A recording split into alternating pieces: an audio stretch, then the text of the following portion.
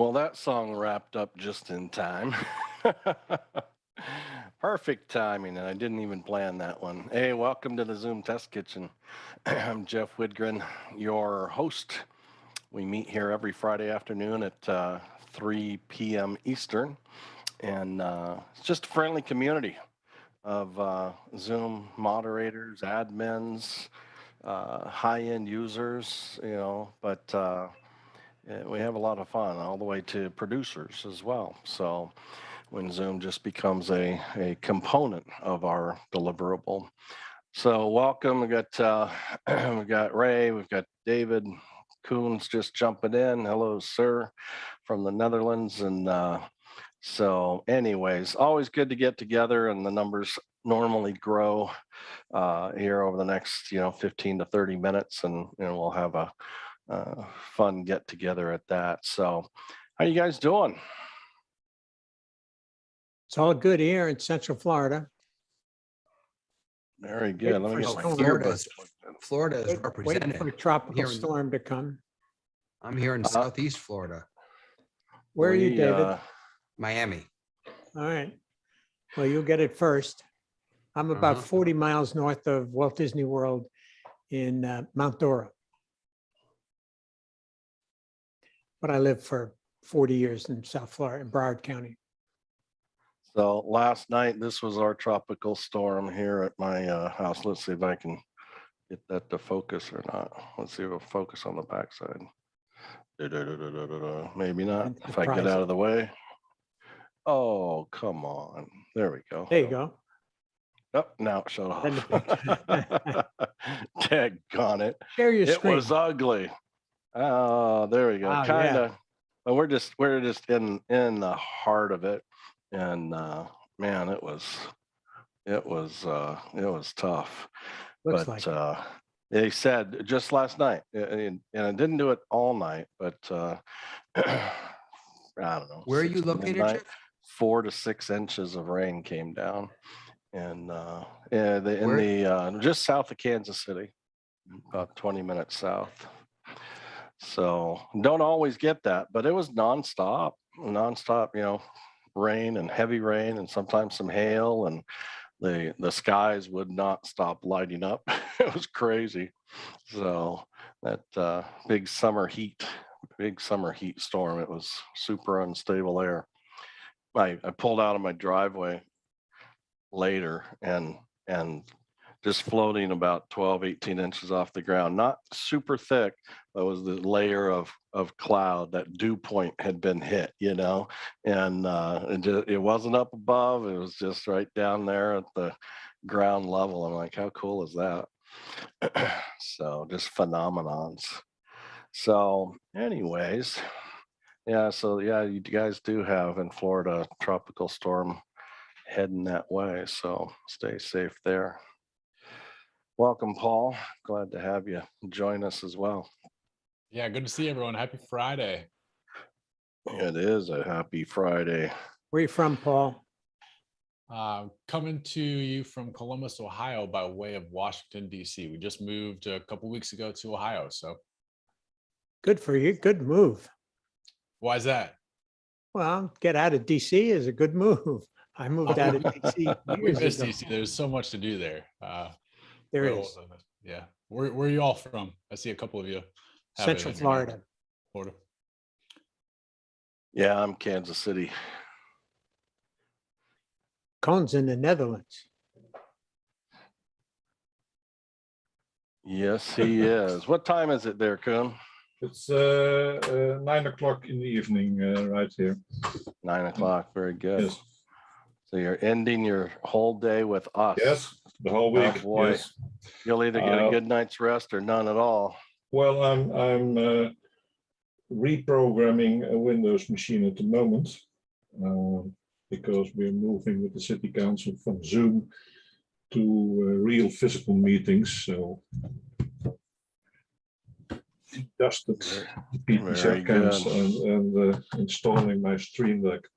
By the way, if you need that, I was always looking for a way to show the page indicator of PowerPoint on my Stream Deck, and after several weeks of headache, I've managed to accomplish that. If someone is interested, I've published it on GitHub. It means you have the usual buttons. Move to the next slide and move to the previous slide, which is quite common. It's been shown before, but in the middle is a button indicating the current slide number. So if you're interested, give me a sign, okay? I'll publish the GitHub page in the chat. Yeah, feel free to post that. I know you had sent me, one of the platforms sent me that link. I have not been able to have enough time to get it in there yet, but I certainly look forward to seeing that. Very good. Guys, what else is new? Who has got anything to share in the sense of successes, challenges, projects coming up that we can possibly, discuss or help out with or learn from? I'll tell you that I, for 6 months, have wanted to download and use Zoom OSC and Companion, and I've been terrified to do so because I don't understand it. But I downloaded them both yesterday, and I actually got them working. I don't see myself using them, but I got them working, and that was, for me, that was a huge thing. David, Very your audio is cool. breaking up real bad. Yeah, it's pretty, I mean, we could hear you and everything you said, but Are you it on Wi-Fi? has a big pop, a constant popping to it. That's really weird. That sounded better than the first time you talked. Sorry about that. Yeah, no, you're good to go. Right now, those last two statements you shared were fine. So never know. And that's the downside of not listening to ourselves even in a delayed fashion, is we don't hear we don't hear the issues as well. There was it the Zoom test kitchen? I think it was.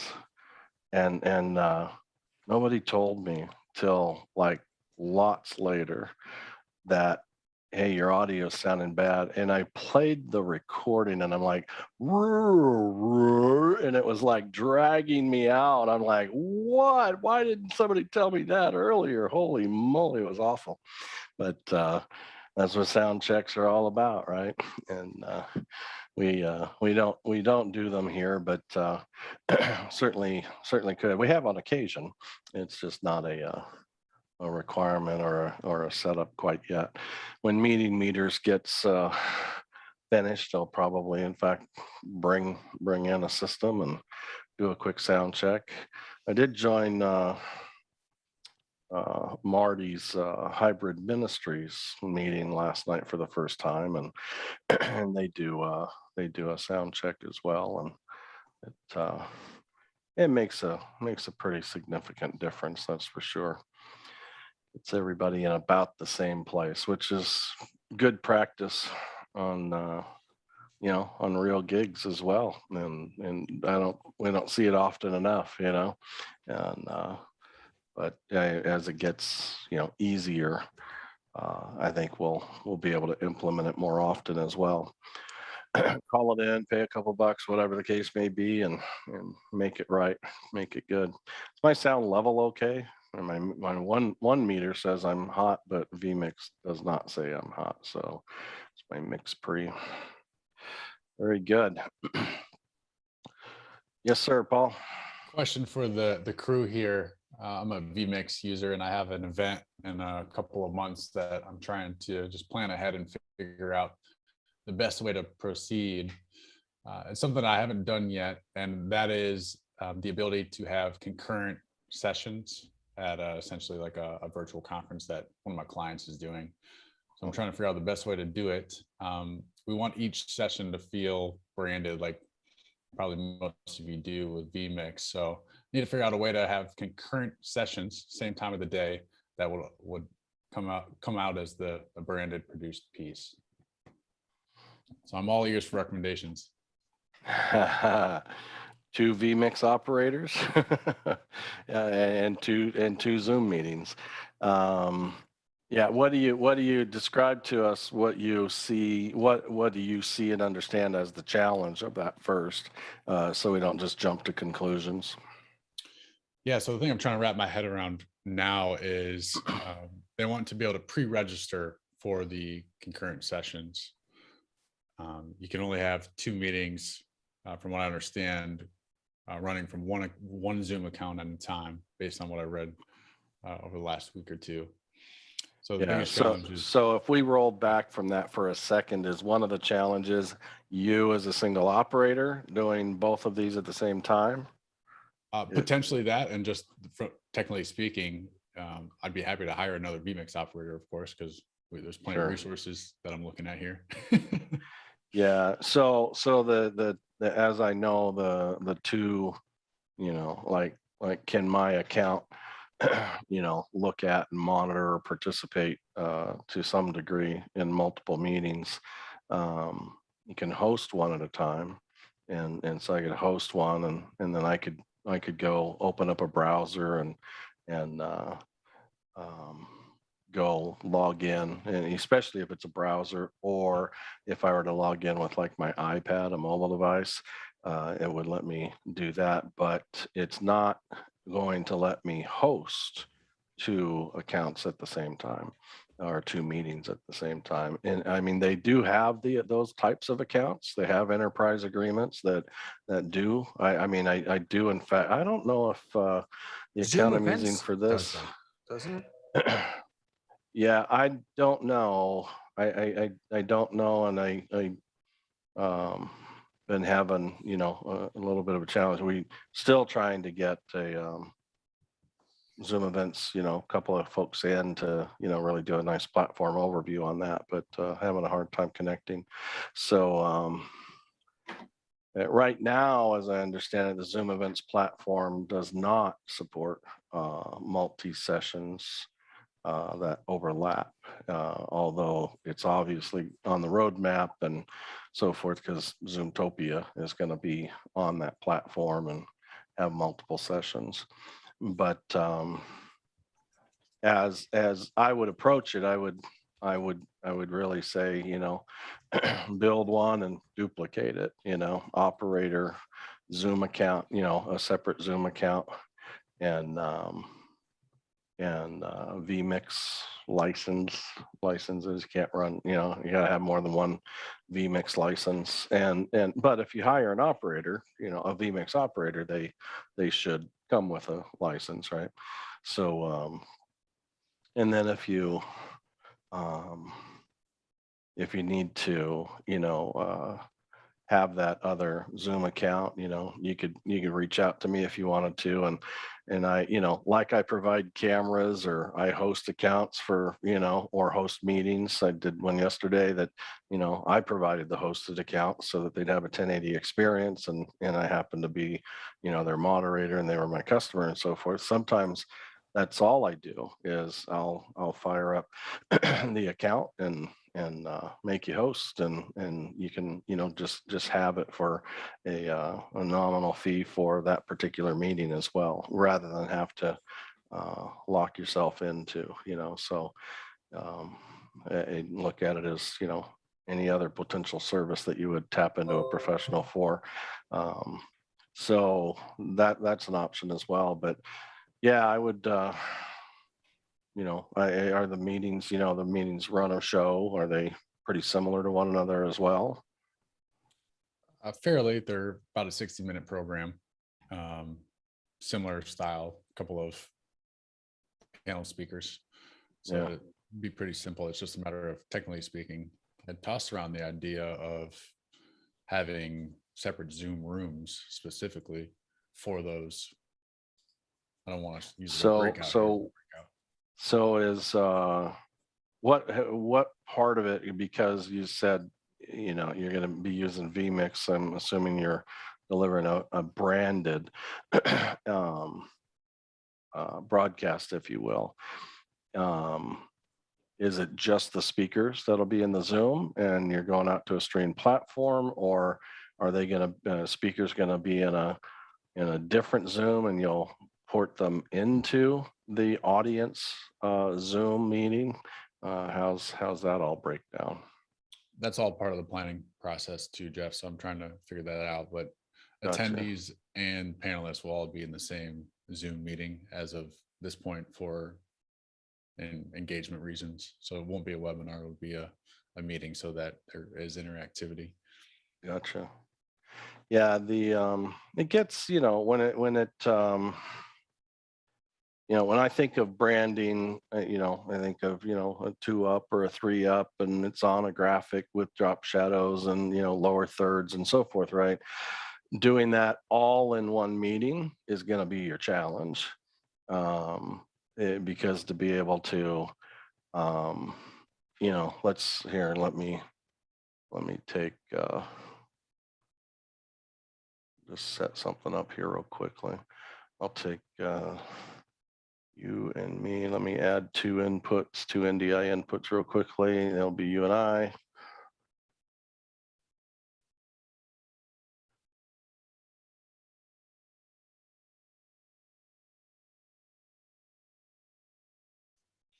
While Jeff is pulling this up, I'm curious. It looks like, Jeremy, are you in a production truck or what are you in today? I'm actually just in my E150. I have a smaller, mainly corporate AV company or production company. So, but today I'm actually building a 4 wireless system, or 4 wireless dual axient system to go out for an event tomorrow. Cool. Yeah, should be a good time. I'm actually going to be kind of mixing into your guys' world a little bit. I have a meeting coming up where I'm gonna be having them come in. They use Teams usually, and it's a medical continuing education event for the physicians. And we're going to be piping in 2 presenters and their presentations, which I'll probably use like Internet Clicker and have those local. But then I got to pipe it into Teams. So I'm thinking about using Zoom for the presentation into Teams, and maybe they have the presenters logged into both locations so they can at least quickly get on the interaction. So I wanted to talk to you guys about that and see what your thoughts are. Very cool. Yesterday you were working on electronics and connections and metering things, I saw. Those were CB or push-to-talk mics for Six Flags. Those are all the ride operators when they tell you to keep your hands and feet and cameras in the car on a roller coaster. I'm gonna listen in on you guys, but I'm gonna hop out real quick. Sounds good. So there's a branded, look, other than I've got a bad, I thought I set that up right. I guess I didn't. Paul times infinity. Yeah. I'm not sure why that's coming through that way. I'll just do a double Paul, I guess. I'll do that, and then I'm going to reassign. I've got a good Paul. Let me take a David. There we go. All right, so we've got that. Go ahead and talk, you guys, both of you, as we're watching. Hey there, hey there, hey there, hey there, hey there, hey there. Okay. Go ahead, Paul. I am talking with the Torah Tech himself, Rabbi David. There you go. Yeah, so I mean, it's showing us, a bit of the challenge at the moment is we're all listening live, right? We're listening inside the Zoom meeting, although I've pulled your video out of that Zoom meeting where that's where the audio sourced, and then I'm processing you, and then I'm sending you back in, and so doing it all in one meeting is going to pose a challenge of its own. Some might recommend, well, put your speakers in a breakout room, and that's certainly a potential option, although you can't lock the door on a breakout room necessarily. Now, if you don't let any attendees select breakout rooms, so they can't choose. You have to send them there. Then the other attendees won't even see the breakout room options. So you can kind of hide the door, if you will, except for the speakers. So then you could pluck out the video and the audio and inject them into the main session. And but it gets, you know, it's Jeff, it's a sizable discussion, you know. Jeff, I'm and wondering why you wouldn't bring your speakers in directly to vMix and Yep. then send that into Zoom as a virtual camera, and then Yep. just route the audio from using loopback or something, route the audio back from Zoom into vMix so they can hear the Zoom folks. Yeah, you know, it depending on the architecture of the hardware, you know, like my hosted Zoom is on the same machine as my vMix. And so there's no no trickery at all. I mean, vMix already mix minuses for you. And so you just send the audio out a bus that is what Zoom is picking up on, and away you go. So depending on the number of speakers you have at any one given time, vMix call certainly is probably a very favored option at that, for sure. You don't have to use Zoom at all. You just need to give them, if it's in, you said it was going to be interactive with them, so you have to provide them that return feed from Zoom. But Zoom, as long as the injected audio is going into the Zoom, that's the same machine returning the audio feed back to the return feed to the vMix call person, Zoom will mix minus that from their audio as well. And so it'll be everybody in the meeting except their own injection of audio. If those came from two different sources, then you'd have an issue, because then they would hear themselves. But yeah, that's certainly, you know, depending on, it's like pick your call manager, really. You know, it can be commonly a separate Zoom meeting for speakers, or vMix call. You have a vMix version that supports vMix call, either 4 or 8 callers. I do, yeah. Most of that stuff I'm comfortable with in terms of branding the meeting per se. It's just how to run two of them concurrently is the biggest hurdle that I'm trying to overcome between now and the event.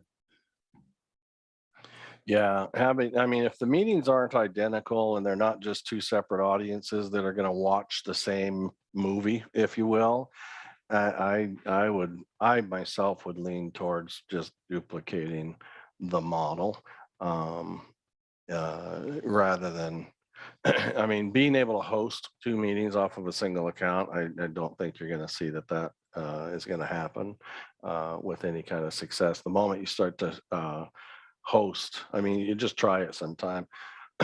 Start hosting the meeting on this computer, go to another computer and start up a separate meeting under the same account, and one will disconnect. And I mean, it'll prompt you and say you want to end that other meeting that is being hosted right now. And that even goes for, you know, thoughts of trickery, if you will. And you know, you start the meeting on this machine, you you give host to David, and thinking that you're releasing yourself from that limitation of one meeting at a time. And then you go over the other and you log in as the same account and start the host. Even though David is the host, the active host, you're still the one who created, scheduled, and owned that meeting. So he's just operating it as a host on your account. And so it still keeps it tied to that license of one.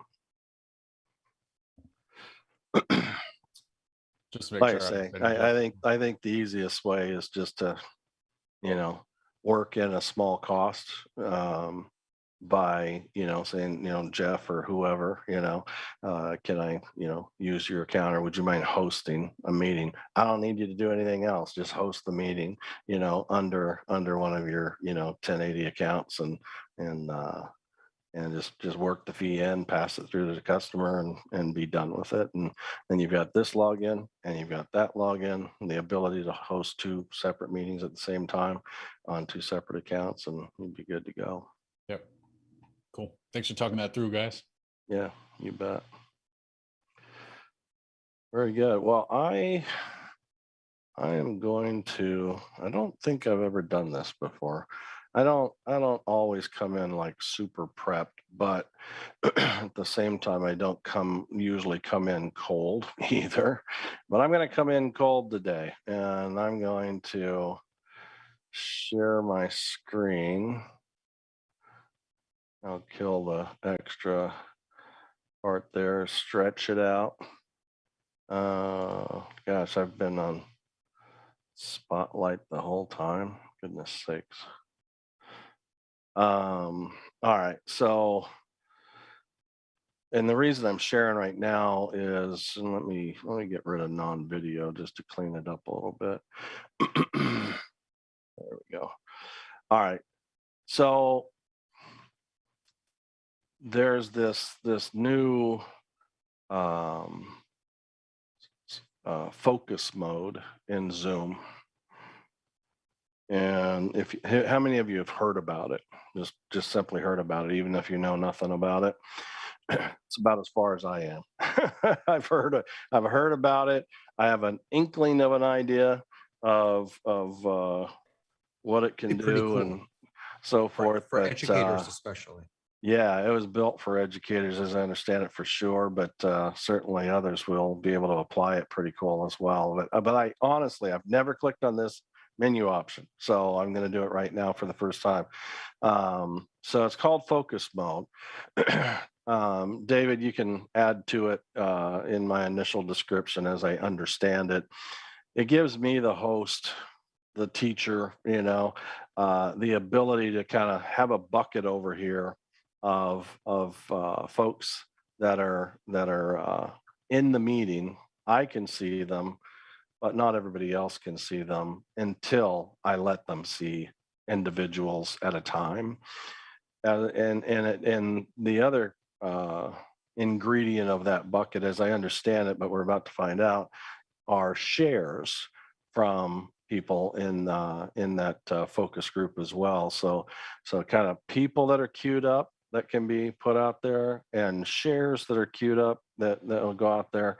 That's all I know. David, what else is there? I believe it's hosts, co-hosts, and anyone who's spotlighted can be seen by everyone. Everyone else, their video just turns off, and it will say student or whatever their name is. And the same is true for, I believe, for screen shares, that it's limited to host, co-host, and whoever the host or co-host spotlights. Good deal. So I'm going to, I don't want to give a kind of a screwy visual to the stream and so forth. So I'm going to stop my share, and but know that the very next thing I'm going to do is click on that option, start focus mode. And when I do, well, now I want to share again because it's worth showing this message that pops up. It says start focus mode. It's asking participants will only be able to see hosts' videos, shared content, and videos of spotlighted participants. Noting you can allow shared content to be viewed by everyone in the screen sharing menu. And so I can go ahead and select start. I'll kill my share, and now I'm the one. Let me click got it on my streaming computer there, so that doesn't stay stuck out there. Incidentally, in addition to seeing the hosts and co-hosts, you can continue to see yourself. So my view now is Ray, Jeff, and myself. Yeah, and and so you see me because I'm the host. You see you because you get to see yourself. You also see Ray because he's a co-host, and that's why he remains. I always like to kind of prove things out, so I am going to remove co-host from Ray for the moment, and video wise now I am full screen. Did that affect everybody, I presume? It did. Okay. I will say I'm looking over to my right, which is my MacBook Pro, which is the participant listed as Jeff OSC. So the OSC version, which is a Zoom client of its own, right? It obviously has no recognition of this because this is a latest and greatest feature, and the client from the SDK that Zoom OSC is using has no ability to process this. Just as a side note for you. All right, so on my screen now, I'm in single monitor mode. I have two physical monitors, but as far as Zoom is concerned, on my hosted machine here, I'm in single monitor mode, and I see that one monitor, and I see my big ugly face on it, full screen. I don't see anybody else. I shut my participants off. If I turn that back on, I can see the list there, and I can do chat and so forth as well. But beyond that, it's simply a very full screen there. So then the next step would be, you can help guide me through this, David, as far as managing I guess spotlighting at this point. Well, let's see, view. Oh, I'm in speaker view. So yeah, if I go gallery view, it makes no difference. Shown on video. If I, But you're, okay, interesting. Are you the host? Yeah, I'm the host. So you And should so see everyone. yeah, this was an interesting find. So I went to gallery. I'm in gallery right now, and let me share. That's my gallery view. Prove it out. It's selected on the top right. That's my gallery view. And why is it just me? And so I said, oh, I'll show non-video participants. Boom, everybody comes back. So what it's really doing how is, even though your video is on, it's considering you categorically a non-video user. And so in order for me, the host, to be able to see you, but nobody else does, that's the trickery, which would instantly translate to me, hey, Jeff, I should have told it dual monitor mode today, because it'd be really helpful to have that second Zoom monitor up there for those that are spotlit and so forth. So anyways, so this is, so you're not going to be able to get by with, I mean, you could hide non-video users, but then you'd have to manage spotlighting from the participants list. And so if I were to go hide non-video users, get back to that single, looks like speaker view. I mean, it identically, if I go speaker and gallery, they look identical right now. But if I took Ray at that point in the participants list and said add spotlight, then I've got a Jeff and Ray. That is my speaker view, and it is also my gallery view, right? And so not a bad deal there. Now, the Zoom OSC client does recognize that as a result. I mean, it is in fact recognizing a dual spotlight. The stream is getting that out there as well, and so let's go and remove. Let's take David. He's on the phone right now, and Paul and a Coon, and I've got a nice clean 4 up. and so the dual monitor, gosh, I wish I was hosting on a Mac right now so I could just turn on dual monitor mode, and it does. The Macs do it on the fly. PCs, you have to kill the Zoom meeting and restart it to change on the. No, you won't change on the fly. To go from single monitor to dual monitor mode on a PC, you have to restart the meeting, but or the PC. Anyways, so an easy 4 up on that.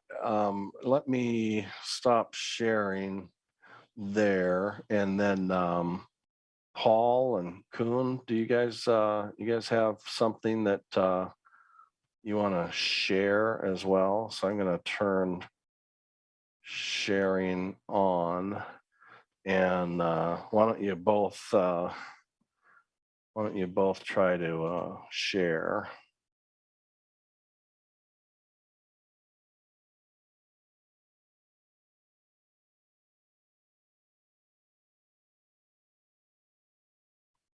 And so Paul is sharing that desktop or picture. How about Kuhn? You still working on sharing?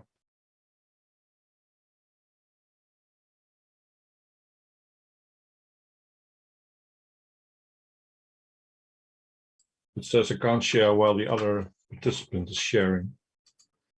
Okay, I just changed a setting on that, I think. So go ahead and try that again. Yes, should be working now. You see my share? Yep. I'm getting a pop-up on my end now that says this will stop other screen sharing. Do you want to continue?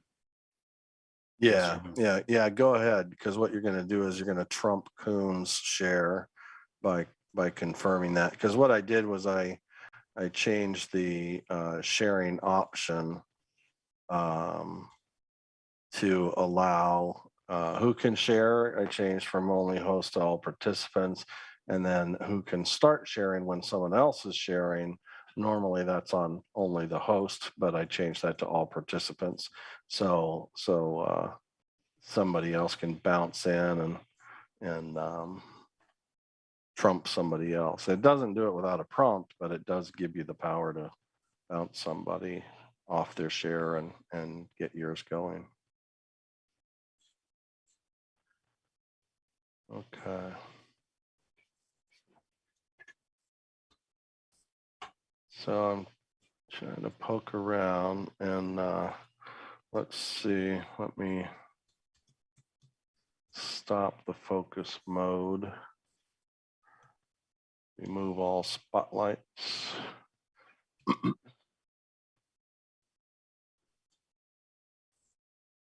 Now everybody's back. And let's pull up some docs as well.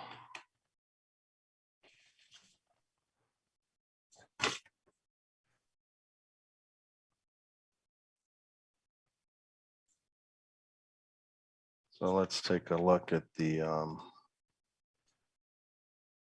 specs here.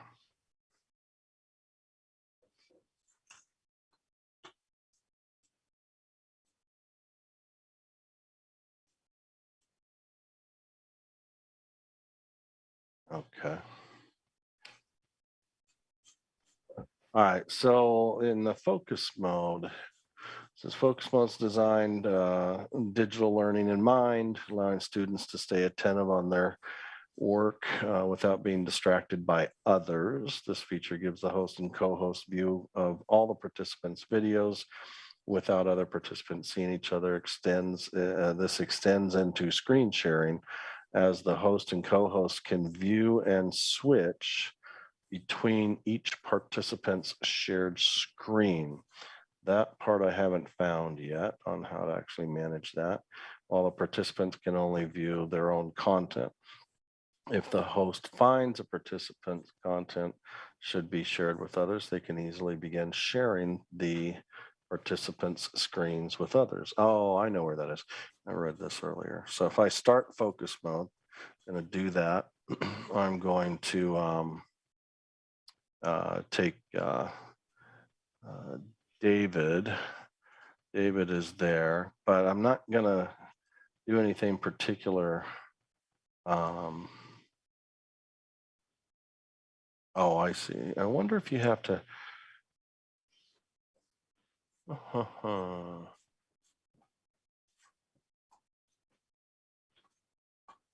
I was expecting to see it under my share or share advanced, but I'm not.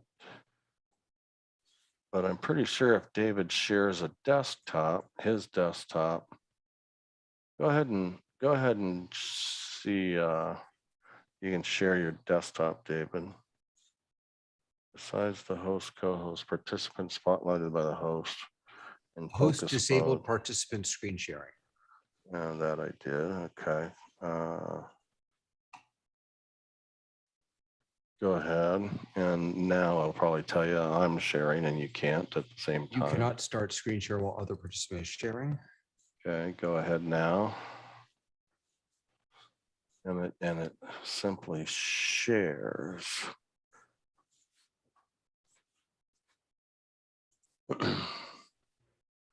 So we got to figure this piece out. This is David's. So what's the question? Well, it says here, and I was under this impression as well.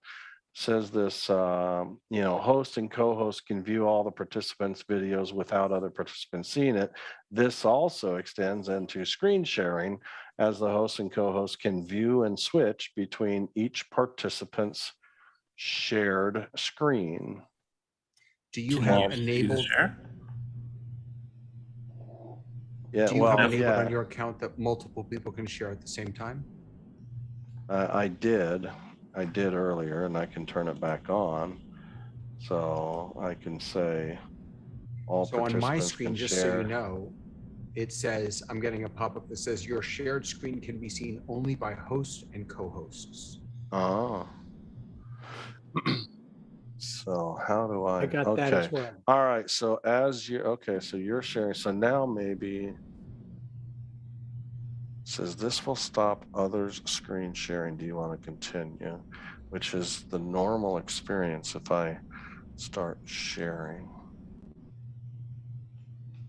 So how about Ray? I just haven't felt a difference. Like it feels to me like 2 or more people should be able to share at the same time, but only I'm seeing it. But so can you guys are not seeing his share right now, right? Correct.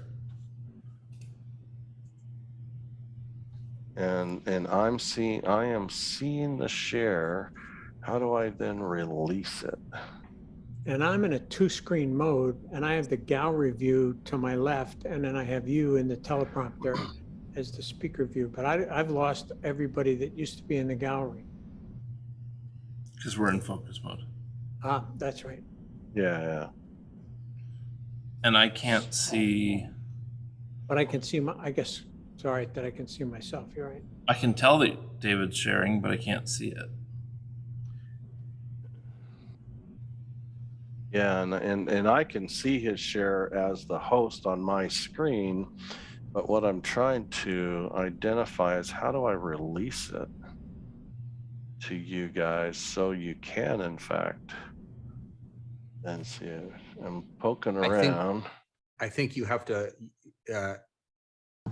spotlight me so that then I'll be visible to everyone else, or get out of focus mode.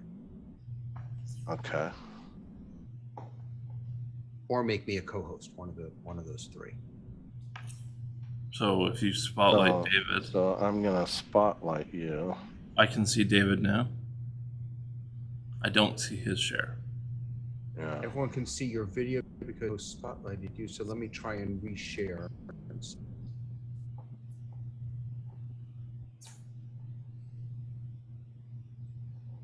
No, I'm Yeah, still getting a pop-up I that says I it can can only see it be on seen my by hosts and host. co-hosts. Yeah. Yeah. How in the world do we release that? Do-do-do-do-do-do. Well, you know what? Let me share my screen back to the document and keep reading. Yeah. You know us guys, we don't like to read. All right, so using it in the meeting, click on the more, start focus mode. We said, yeah, start to confirm. So when focus mode begins, you and the participants are notified with a banner. Yep. Additionally, the focus mode icon is always visible in the top left, which is true. It's right next to the shield, green shield. And once focus mode is started, participants in focus mode will only see the video of the host, co-host, any participants that are spotlighted and their own video. They will only see other participants' names and their nonverbal feedback or reactions and hear them when unmuted. Participants' shared screens are only visible to the host and co-host, but the host can allow other participants to view as well. Click the up arrow to the right of the share screen, and the shared screens can be seen by section. Click all participants. All right, so let's try this again. So David, go ahead and share again.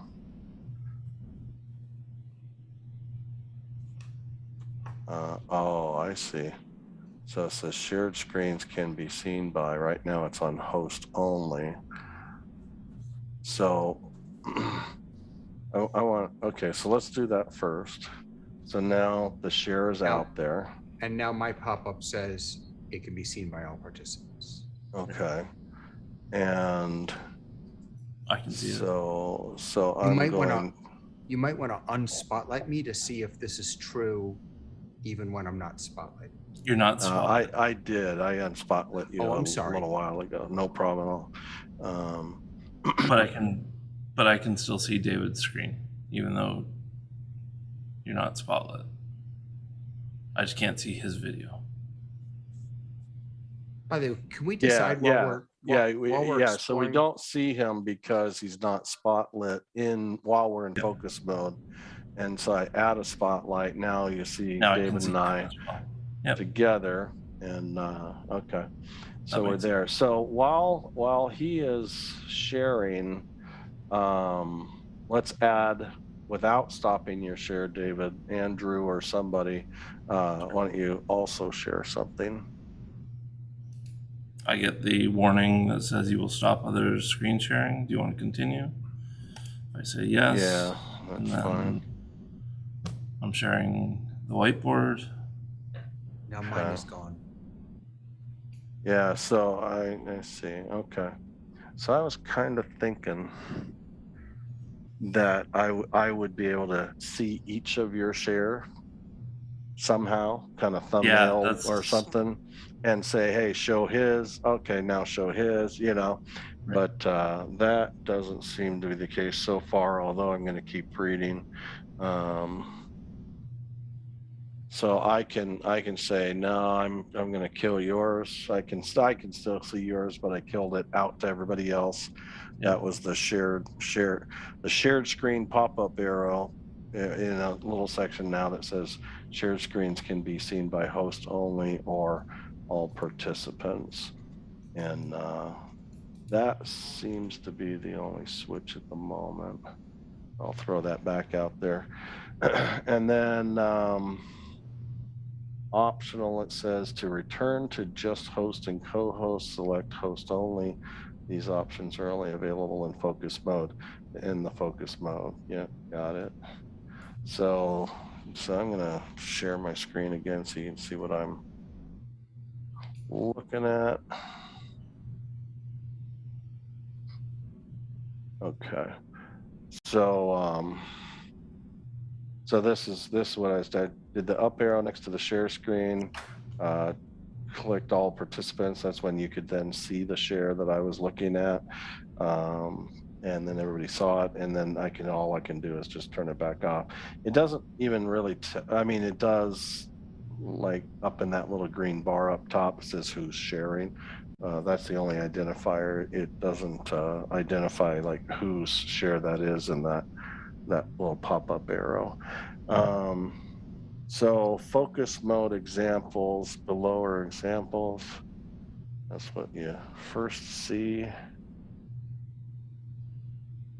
Participant view when one is spotlighted. That was short and sweet. I was hoping to see a little more than that, but that's about it. Okay, so it, I guess it's a start. It's not quite. I mean, like if I put us in focus mode, it's like turning everybody's camera off, but it doesn't really turn your camera off. It just lets me keep seeing you and nobody else, but it really does treat it like your camera is off. Because if I go to gallery view, I'm going to share this screen. That's my gallery view. Focus mode is on, and then I and then I just take one of those non-video users and say hide non-video users. Even the videos that are on get wiped away as the host. And so it's considering your videos off. It's treating them that way. And although you guys stopped seeing everybody's video right away, right? But in that participant list, you can still tell whose videos are on. Yeah. The icons on the participant list are still indicative of that. And then if I want to be able to manage, my switching, I have to make sure. I mean, this is really super confusing if you didn't recognize what was actually happening, because you go, man, it's not taking me to gallery. And the reason is that show non-video participants is off. And so even though I can see this in the share, I really need to see this so that I can manage spotlights and get, Andrew up there and Cone and so forth. And then if I remove all spotlights, then it'll be just myself, I think, or active speaker probably. Right now I'm seeing David. Everybody's seeing David? No. No? Because he's not spotlight. Well, he's not, but he's big screen on mine, and he's on the share. I He's probably the last. David. Now you've taken his place. Yeah, so I stopped the share. I was confusing myself on that share. Okay. All right. I don't know. I think it's got a lot of potential for teachers. Yeah. I'm leaving for just a minute to reset my computer, sorry. Okay. Yeah, it'll be interesting to see. I think I will say something I think about now is if I go into, let's say, I know I need to do a get to a 2-up, and you could do a dual spotlight, but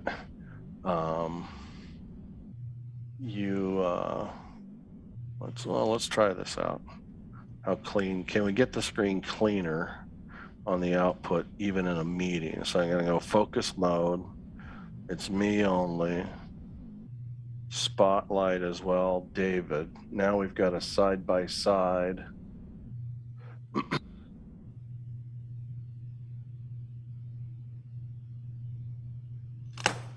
Yeah, I've got a side by side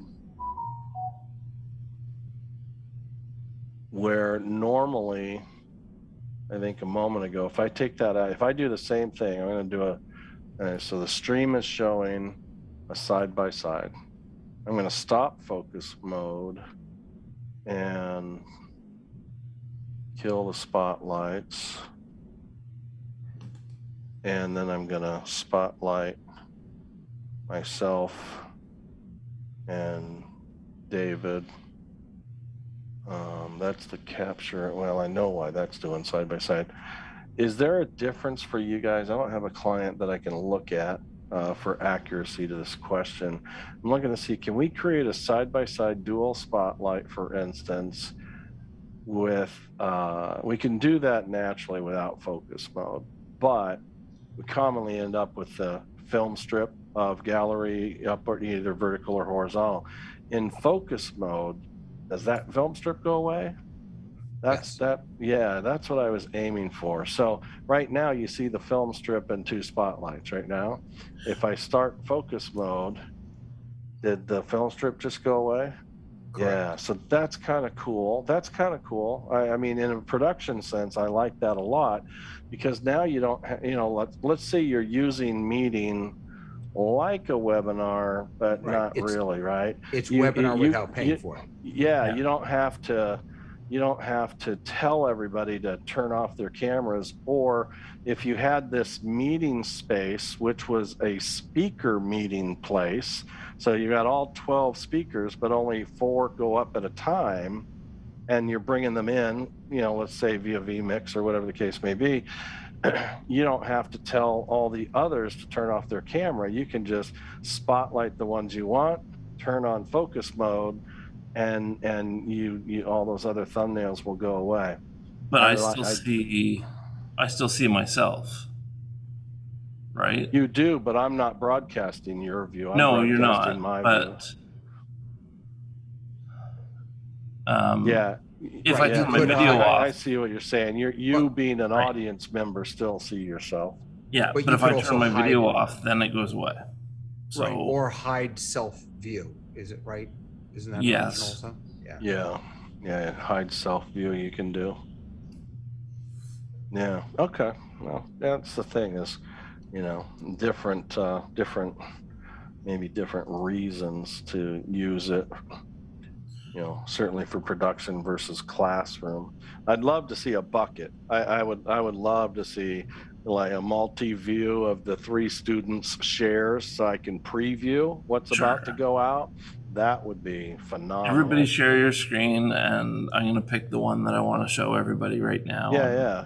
Who would like to share their homework results, right? And so poof, 4 of them pop up out of the 12 in class. Zoom could replace, since the video isn't on, even though it is on, Zoom could replace the video with their screen share as opposed to the screen share taking over the whole screen.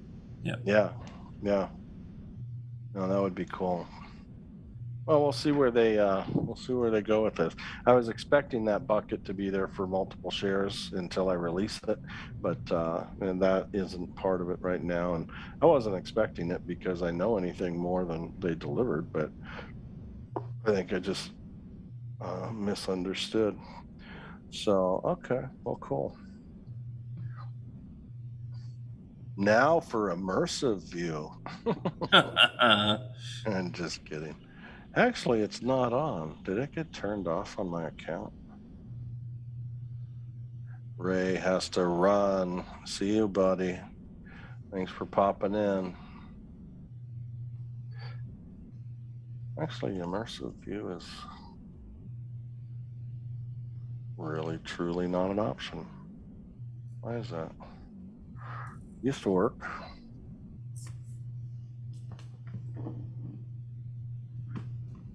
I've got to go look that up. Did he remove it?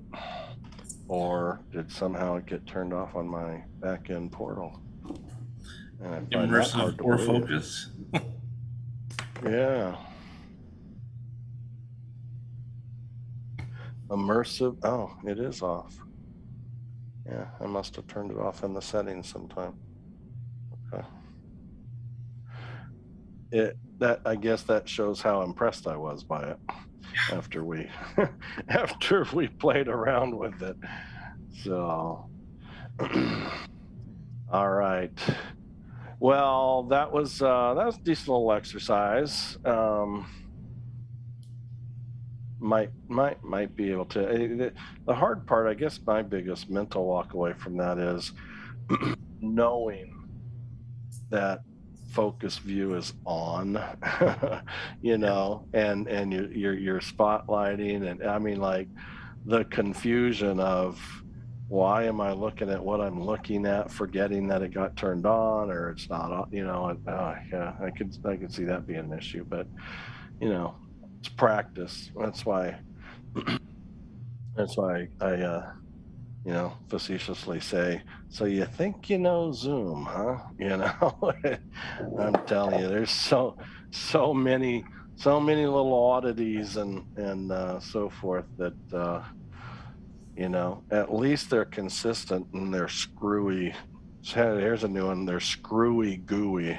Is you know, options just, you know, under the view button, there's speaker and gallery and full screen, and not until I drag one of the video tiles does it, then it shows follow host video order and release video order.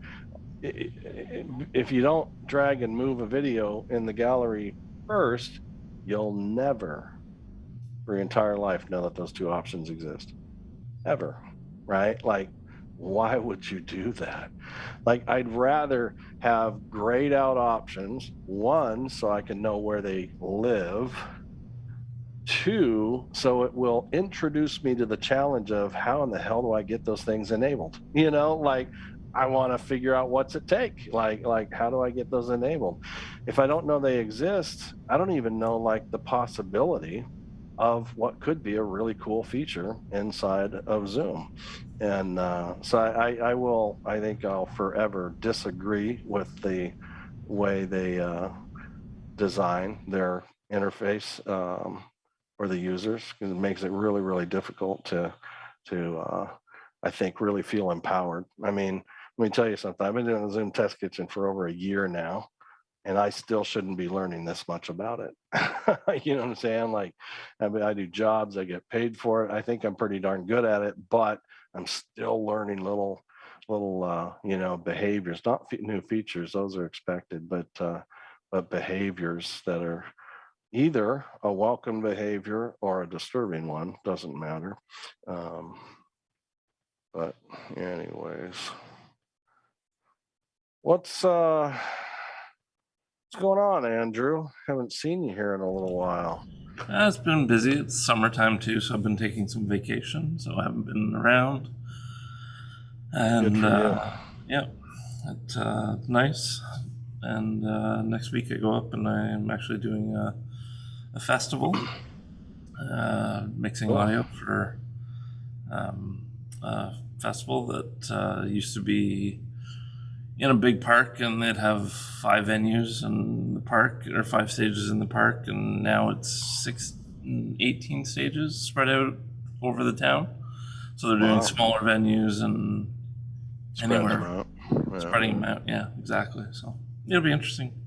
And there's no video involved, so you know, it's different. It'll feel super easy Yeah. at that point, right? Totally. Feel like you're like half dressed. Yeah. Yeah, that's You cool. mean I don't have to figure out how to live stream it too? What? Yesterday it was 98 degrees here and 110 heat index. And after the big storm last night, it's in the 70s today, and I couldn't be happier. That's exciting. Holy smokes. Yeah, we've had a lot of humidity. Super humid, that's for sure. Yeah. But well, good stuff. Any other particular that's the new feature that you know, I think we were all kind of wondering about. David got a little bit of exposure. Thanks for the help there. And I've been wanting to see it. So I saw that you got to turn it on in the background, back in your portal. Then once you do, you can experience what we just did there. There's also the Zoom community. Yeah, I signed up for that last night. Yeah, that's a good one. Let's see. I'll share my screen.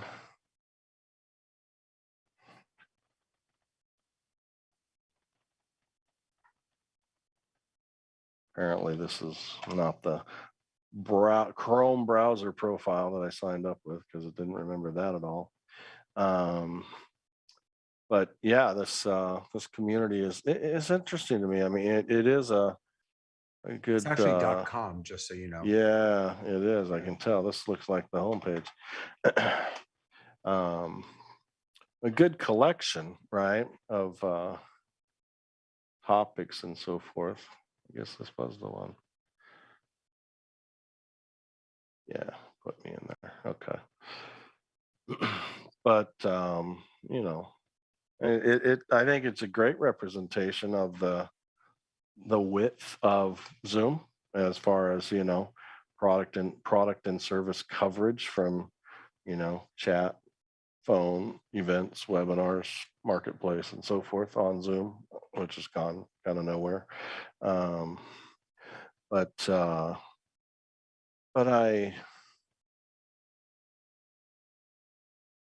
I did go through some of these last night, and I was like, why isn't anybody answering anything? You know, bulk change passwords. That's an odd one. Like, change all the unique passwords to this one, or that's an interesting one. Zoom and on Zoom, but yeah, good community. You know, the hard part is, you know, you go here to what you would think. You know, this is what I'd like to know, and I'd love to know it on the top of the page. Well, maybe they are saying, like, find helpful solutions, ask questions, and collaborate with community peers, not us. You know, that's what I'd like them to either say, or the opposite is, we monitor. You know, does anybody at Zoom actually monitor this community? And they actually kind of say, you know, and collaborate with community peers. Hey, that's me, that's you, you know, and that's okay. But what makes it, you know, special in a sense, right? Is it a bigger audience than some of the groups on, you know, Facebook or whatnot? I would hope so. It's kind of the assumptive. Right now they've got 3,588 members, so it's new and growing quickly, so that's good. But this is the answer column, and 1, 2. It's interesting in the sense that, well, here's one that got a few answers, but it's fairly quiet at my glance. Maybe last night was just a night too early on the response side of the post. The posts came in really quick versus the replies, but they're starting to book up a little bit. On the right-hand side, you've got the top they call it top happy leaders. And you can see that there's one person who's answered 6 questions, and then yeah, that's sort of it. I mean, that's true. So if we go to, I mean, I have to say, I appreciate the visibility that they've got here, in the sense that Bort is the community champion at 6 replies, and I said view all, so it looks like not even 13. So 12 others have provided 1 reply. Iris, is that our Iris? No picture. so for all time, there's a total of 23 who have accepted solutions.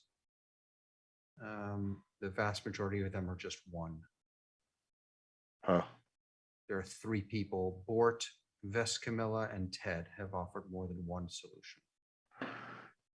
Well, let's go get our name on the board, guys. So, trending posts, Zoom community. Just stop me when you want to. Well, see, these have a lot of replies here. That doesn't make sense. But they were posted a week ago. Yeah. So Yeah, these are. Replies are different than accepted. Apparently you can accept, if someone answers your question, you can accept it. Right. And that's. So what is a leader then? Top happy leaders. Oh, top accepted solution authors. So these are the ones that have been accepted. I got you. 6 accepted versus 1 each.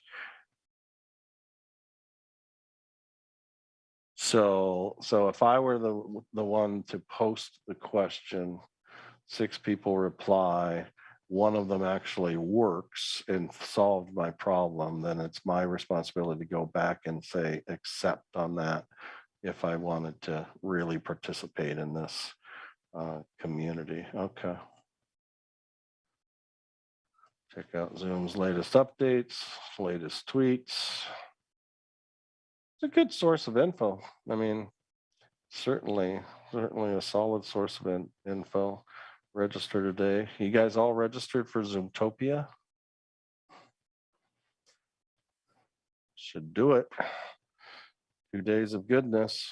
And really, last year was the first time I had really spent some time there, and it was time well spent. I used to be in person, and then it was virtual, I think, and so it was good information. I mean, some of the announcements, I think.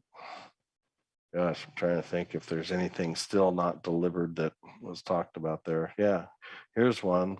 NDI. They didn't announce it with a date, but they're still well over a year ago, still outside of Zoom rooms, still haven't provided some NDI output. Wasn't breakout rooms and webinars in that list too last year? That's been a long conversation as well, hasn't it? Yeah, it's a good one. They have talked about breakout rooms, and they have publicly announced, like official Zoom people have said, breakout rooms for webinars. It's coming.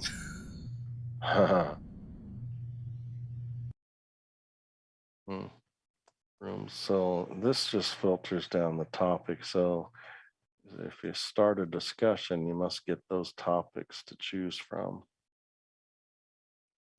Yeah. Show all.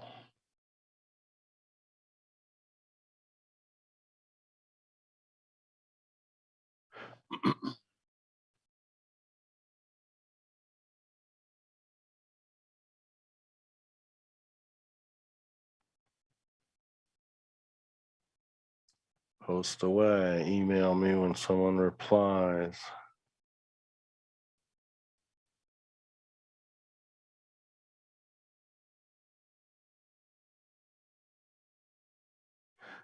Yeah, this will be good. This might become my homepage for a while as well. I didn't do that last night. I earned a badge for signing up. I think I saw somebody, no more badges. It's like, I didn't care about badges. All right. Well, very good. Popular discussions in the past have, been resolution, right? Understanding resolution, kind of how to get those bumps to 720 or 1080. The behavior, algorithmic behavior of just because you get 1080 doesn't mean you're always going to see 1080, and kind of the why behind that. Others are shares, when you I shared my screen here and went to shares. Andrew, we know you've done the whiteboard because you did it with us a little while ago. I did, I don't have it with me. I didn't bring it in my office today, but the other couple of nights ago, one of my sons, they twins, and one of them's a math genius to where he tutors college friends and does a really good job of it. But he was going to jump on a Zoom with his cousin out of Texas, and she's going to college as well, and walk her through a few things. And so having vMix and Zoom, I had on my iPad Pro, which I bought recently, I had NDI HX Capture, which is basically, hey, publish whatever I'm doing on the screen of this iPad out to NDI. And so I would start NDI HX Capture on the iPad. I created a new NDI input in vMix, which would then capture that. And then and then I created a composite input of kind of picture in picture with him in kind of the top left corner. But the rest of actually the whole background is black with a picture in picture on the top left. And the black background is actually the background of Whiteboard, the Whiteboard mobile app. And so he could just start writing with the pen on the iPad on that that composite input in vMix, and she'd just be looking at him in Zoom, and it's the whole telestrator thing. It could, and the other thing is that was a composite input. I also had another one for him. I just showed him, hey, if you don't do that, if you have your whole camera up and you just want to write something small, just click this and it will make the iPad an overlay, a transparent overlay on top of your camera. And then it's a full-on telestrator as well. It's pretty slick. I need to find out how I can cause my iPad not to lock automatically after several seconds. But because when it does, the NDI also stops working. So I have to restart that. So David, tell us what you're using for the tech to make it happen as well. Yeah, I've just got an iPad with, I'm using, what app am I using? I don't even know. Hold on a second. I'm using Notability with, and I just put a green background on it. And then I'm just writing, have that as a camera overlay on top of my camera in Ecamm. And I'm just, and I just key it out. Chroma keying out, yeah. So does it let you, at that point, you can write with any color other than green, right? Yeah, exactly. Yeah, very cool. And I found the black background is kind of cool, but yeah, the overlay like that, the white actually shows up really good with your background there.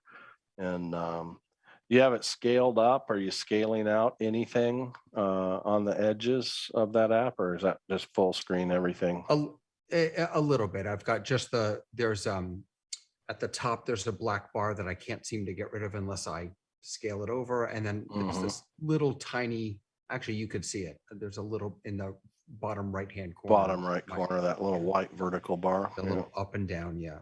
That's it. Yeah, cool. Yeah, it's nice. It's yeah.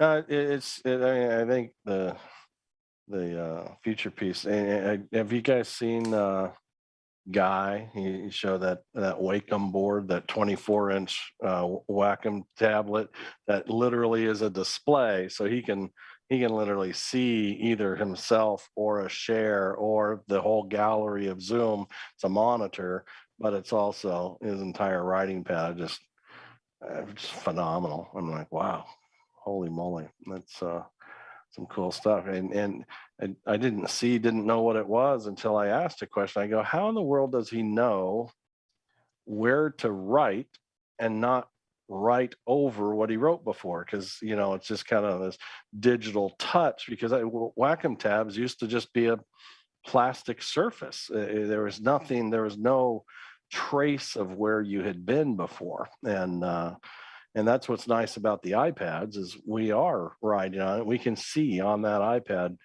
what we've written and not kind of stomp on our drawings. But so but Alex, this new actually, Wacom tab, yeah. Alex, Alex he's actually looking at the feed on the Wacom tablet on the screen. So so I'm it's a kind monitor of guessing on his tablet too. Right. Yeah. I'm kind of guessing where things are, and then for another thing that I do is I have another computer and I just, which I guess you could actually do on an iPad also. You just launch Keynote, and again, you create your keynotes with a green background, and Yep. then you can bring things in right over yourself. Oh yeah. Just by Yep. keying that out. Yeah. Fun stuff. Cool. Very cool. So showing the sharing, some some of us just never, and I don't use all the shares of whiteboarding. I'd say whiteboarding is there and probably doesn't get used a whole lot. Annotating on a share is was that you, Andrew, earlier? You were annotating on the share, and Yep. I think the big part I showed this. I think I said it last week. So I'm sharing. So yes, is that you, Andrew? So I'm sharing, and I'll just say, and this Yahoo is annotating over my share uninvited, right? And I say that facetiously because what a lot of people don't recognize, and the person sharing really needs to know this, because they're, I believe, the only ones who have access to it, is the ability to go to the more button and disable annotation for others. And that, like, when you're sharing, I kind of feel like that should be a button that shows up like readily, right? But it doesn't. And so I'd say, disable. So now now you can no longer annotate, although maybe it's a share that I want you to. It's just in due time, right? And so then when we're ready, then they say, so go ahead and mark it up the way we talked about it, and now everybody can annotate, and I've enabled it, and so forth. So it it becomes really useful, and where I just really got exposed to kind of the power of that particular switch. I think some of you have seen that video I showed. She had popped up this, linear, graph, kind of, for, you can imagine, from 0 to 10, or they were words, but and she had about 10 lines with descriptors on each side, and she was basically, hey, annotate with an X, and we had a slide to show them how to begin annotating. Put an X where you kind of fall on that line of each one, and she had, I don't remember how big that group was, like 300 or 600. There were a lot of people in that meeting, where you could normally kind of see the density cluster, show up. There were so many people that you couldn't really see a density cluster as a result, but it was incredibly impressive.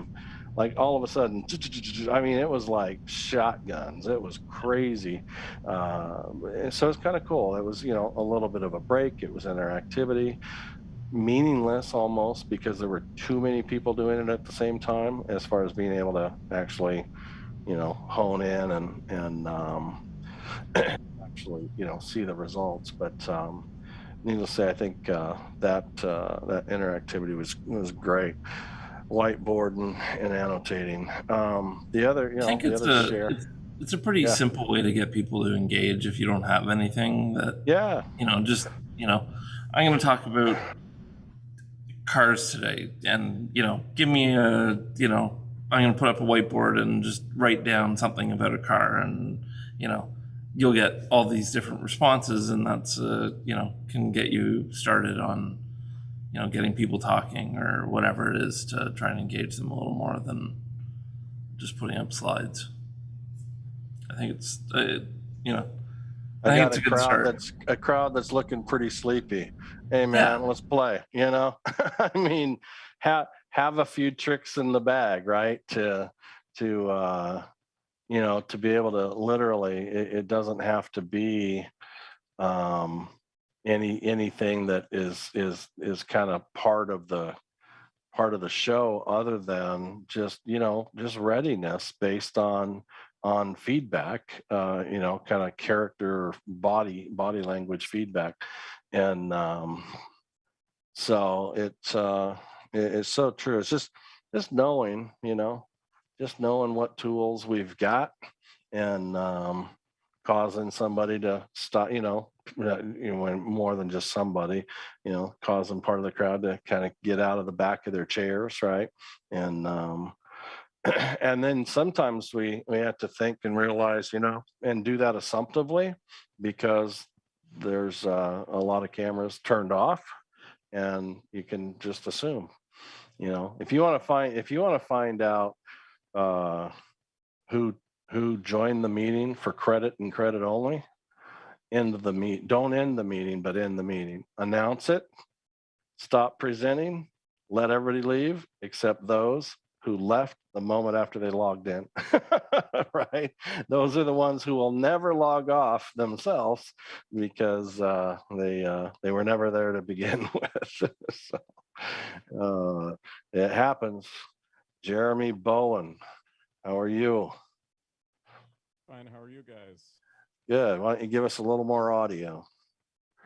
Sorry about that. I've been having a little trouble with my USB Pre 3 and I had to blow it up. And USB mic on Windows is a tough combination. Windows is just inherently doesn't output enough gain. Well, it's a USB Pre 3 and I haven't had any issues with it in the past until today. So Huh. I should say a mix Pre 3. What am I saying? I'm conflating. Yeah, I've got a mix Pre 3 as well. The microphone is XLR? Yeah, it is. It is XLR. And like I said, I've been having some issues today. So let me change a couple settings and be right back. Yeah, give it a shot. I won't say it was low gain as much as I do absolutely find myself occasionally with my mix Pre 3 having to reset it or pull the USB cable out of it and reset it into Windows, and every once in a while it gets a little goofy. I think it's more Windows than anything else, but see what you come up with. Then we'll get to know you a little bit. I gotta run. All right, Andrew. Good to see you. Yeah, likewise.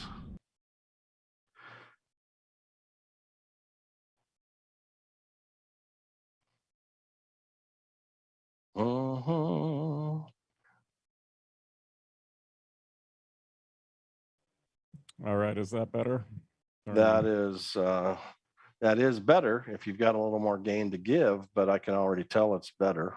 Wow. I wonder if it's my noise suppression settings. It could be the noise suppression plugin playing. Or do you, I don't hear like a gate closing or anything like that, but maybe compression has gotten it down too much. How about if I turn original sound on in Zoom? How does that? No. Interesting.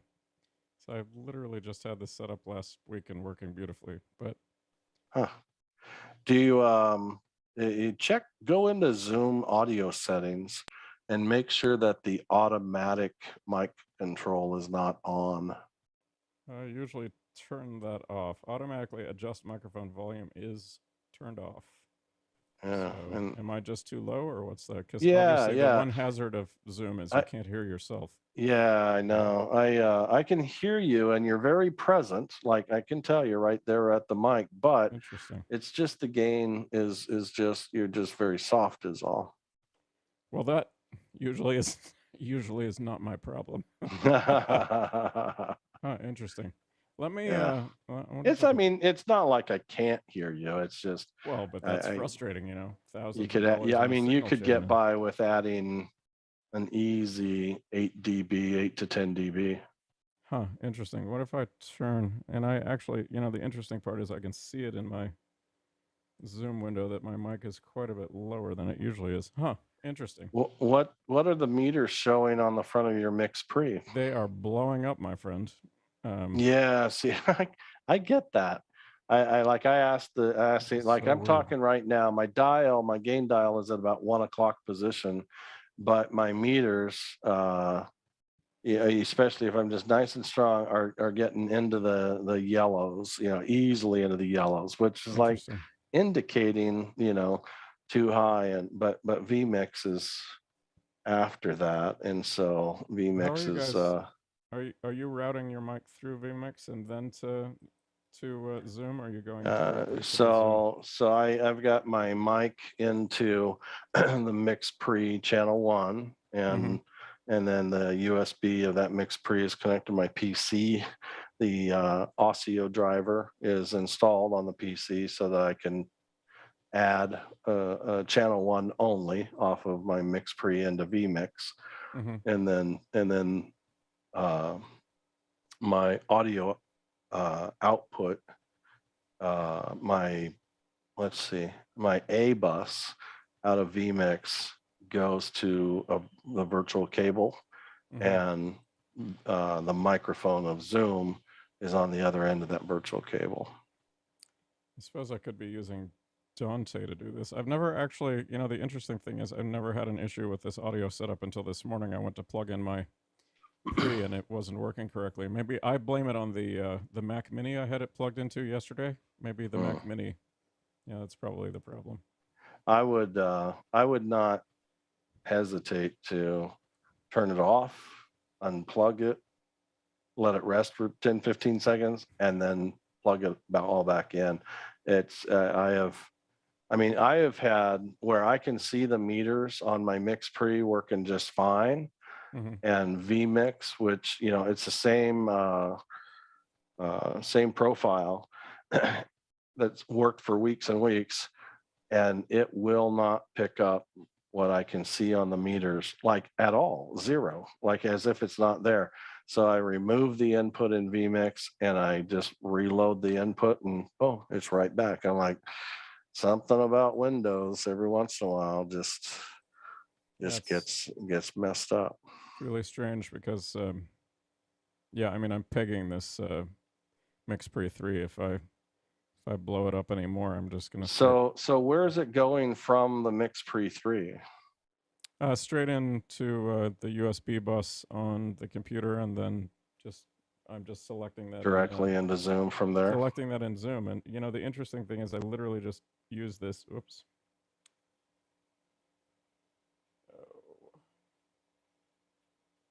I literally just used this a couple of days ago, and it was fine. And today it is not. So yeah, strange. I will nip out of the meeting and blow up some settings, and maybe join you again next Friday. Are you in a noisy environment? I am in a noisy environment, so it's possible that this noise suppression in the USB or the mix, I want to call it a USB pre 3 because we have a bunch of USB pre 2s. For some reason, I want to call this one a USB pre 3, but it's yeah, you could dial noise that suppression. noise. You have a mix pre 3 too, right? Correct. Is what you said. Yeah, yep. And I have the previous version of that, so I don't have that noise suppression, but yeah, you could dial that down, but also you could check the suppression that's in Zoom audio settings, and either put, if it's on high, there's an auto, low, medium, and high, and where is that? That's under the settings dialog of audio. Oh yeah, suppress background noise. I wonder. Interesting. So if I switch to medium, it doesn't seem to make any difference. If I switch to low, doesn't seem to make any difference yet. No, must be the noise suppression and the mix pre. Yeah, and I think that must be dynamically, like on the fly dialable, because I've seen Guy Cochran literally change that on the air. Yeah, it is, and I just don't remember how to. I think you have to push the. Okay, that's noise assist off right there, so that's not really making any difference. It didn't change the gain. It added a little bit of background noise is coming through. It's not awful. It's like 100 and some degrees here today, so it doesn't get that hot here that often. So I've got the spot cooler sitting about 10 feet outside my office door, blowing my direction. Don't blame you. Interesting. Yeah, I have a fan right outside my door, but I have to turn it off and close the doors when I start the meetings. Yeah, and, I end up partway through the meeting, I'm like sweating. But yeah, it's unfortunately we faced absolutely due west at our office. So come about, 2 o'clock in the afternoon, it just, I mean, you can It's just your watch the mercury peak. creep Yeah. up. Yeah. Yeah. Yeah. Well, thanks guys. You have a Well, good very one. good. Well, yeah, good luck with that. And thanks for popping in. Come back sometime. Thursdays are Zoom OSC and Fridays are Zoom in particular. Okay. And So yesterday's meeting was actually live because it said August 6th. So I was trying to decide whether it was live or yeah, it I was renamed pre-recorded. that. Okay. I renamed that last night. It was I saw that God, did I put it in the right playlist? And I didn't put it in the playlist. I forgot to retitle it to the correct date, but now I've got it all. It Okay. is the right recording. Yes, it was live, but it was just titled wrong in YouTube. Because I specifically tuned in yesterday because I'm trying to. I bought the Zoom ISO. I actually bought a Mac Mini so I could play with Zoom ISO. You'll love it. And It's yeah, it seems I very mean, cool. I've let's see, Jeremy. Let me get Jeremy and Kuhn up and cut into my feed, and you'll see that's literally instantly coming from. I've got a 2015 MacBook Pro sitting next to me with Zoom ISO on it, and now I don't have it plugged into my Stream Deck at the moment as far as being able to just key you in, but I just selected one per input and told vMix to cut over to it. And but I could put this on a Stream Deck button, but just the same, I'm not going to be the best example because I'll go infinite on this, but I'll switch Kuhn to Jeff and it'll change there, but that's Jeff right now is that output. So it's a bad example, but needless to say, it is very switchable, and I'm not having to at that point do it from vMix. It's just vMix gets to stay on the 2 up, and I can change or swap or whatnot on the fly, and it's very rapid at that. So it's quite cool. It's pretty neat. I just need I need one of my customers to book a gig that will force me to learn how to use it all. You know how it is when you have all this gear sitting around, but there's no use case for it. It's like, there's nothing to stress you out over it. Yeah. Well, I tell you, if you have time to, you can do it in either one of the Zoom Test Kitchen meetings, Thursdays or Fridays. Bring it, show up with a second, if it's on a second system, your Mac, just log in with that as well, and just either ask me verbally or put it in the chat to Zoom ISO, you don't have to be co-host, but if you want to also use OSC with it, then you need to I'll make you co-host so that you'll have the rights to actually do that as well. So it's funny, that's what I wanted to do yesterday, but then for some reason I couldn't join the Zoom meeting. It said that the host hadn't started it yet, so I don't know if maybe I had the wrong. Maybe I had today's meeting ID instead of yesterday's meeting ID. That's what made me think it wasn't live and it was pre-recorded. But no, I don't do the pre-records. But yeah, that's too bad. Today's is there's nine ends in 9471 and Zoom OSC ends in 9811.